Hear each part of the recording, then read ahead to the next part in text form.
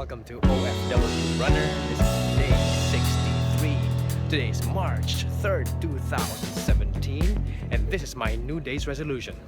Yes, it's my version of New Year's resolution. However, instead of thinking of a task to complete within the year, which usually happens, I don't complete it. I'm committing to complete a task or tasks to be completed every single day of the year. And this is to inspire everyone to make habits, start a habit, make it a good one. And I will see you in an hour.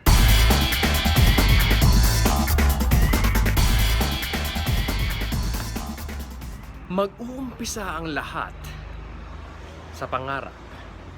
Yan po ang pag-uusapan natin ngayon.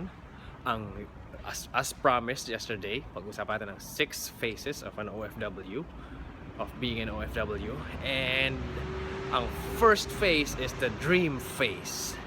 At lahat tayo nangarap. Alam kong na-imagine mo ang gagawin mo sa ibang bansa. Alam kong na-imagine mo nasasakay ka sa eroplano.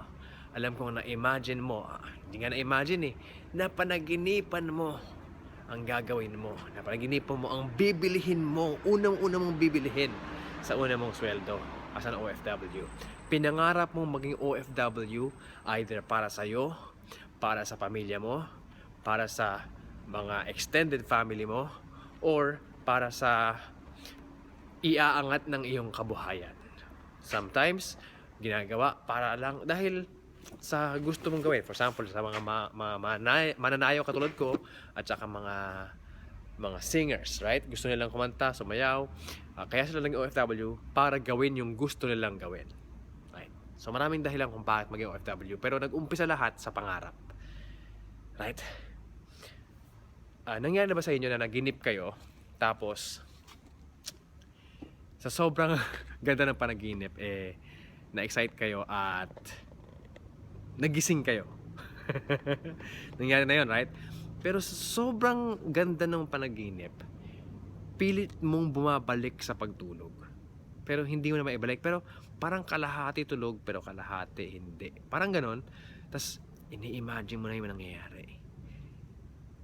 Alam mo ang hindi ka na naginip, pero pinipilit mo lang yung mata mo. Pinipilit mong bumalik doon sa panaginip mong yun. Kunyari, panaginip mo yung crush mo. Right? Yung crush mo, yung panaginip mo. Tapos bumabalik ka sa last scene na magkahawak kayo ng kamay, or pwede magkahalikan kayo, na nagkukwentuhan kayo, na kilig ka sa iyong panaginip. Bumabalik ka doon sa pangarap na yon or sa panaginip na yon. Pilit. Yun po ang ating gawin. Imagine natin, sa sobrang ganda ng panaginip, natin, pilit tayong bumabalik. Right? Sa totoong buhay, pwede natin gawin yon kahit hindi, random lang yun ang nangyari. Random lang nangyari para maganda panaginip na yun Pero sa totoong buhay, kung ano yung pangarap mo, yung panaginip mo, your dream, imagine it. Ibalik mo yung sarili mo sa panaginip na yun. For example, gusto mo maging OFW. Imagine mo yung gagawin mo as an OFW. Imagine mo yung potential na iyong pwedeng gawin. Imagine mo yung crush mo. Right? At pag magawa mo yon, ngingiti ka. At pag nangangiti ka, gagawa ka na ng paraan para mangyari yon. Right? Kung ikaw ay isang nangangarap parang na maging OFW sa ngayon, isipin mo siya araw-araw. Isulat mo. Isulat mo yung gusto mong mangyari. Isulat mo yung kung saan mo gustong pumunta ng bansa. Isulat mo kung ano yung gagawin mo doon. Ano yung goal mo para doon. Isulat mo. That's the dream phase. Pilit mong ipikit ang iyong mga mata at bumalik sa feeling ng iyong crush. Yun. Yan ang dream phase. Ang unang phase na pagiging OFW.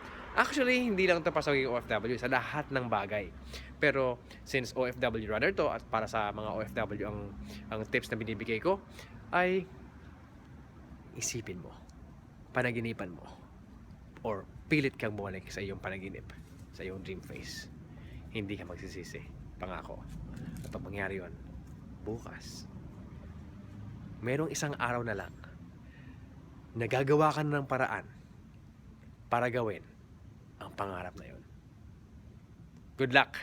At kung ikaw naman ay isang OFW na, antayin mo bukas ang ating next phase, which is the preparation phase.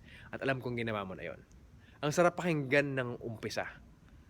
So, sa mga ngayong OFW na, pakinggan nyo ang susunod na kabanata. At this is to make a habit. Start a habit, make it a good one.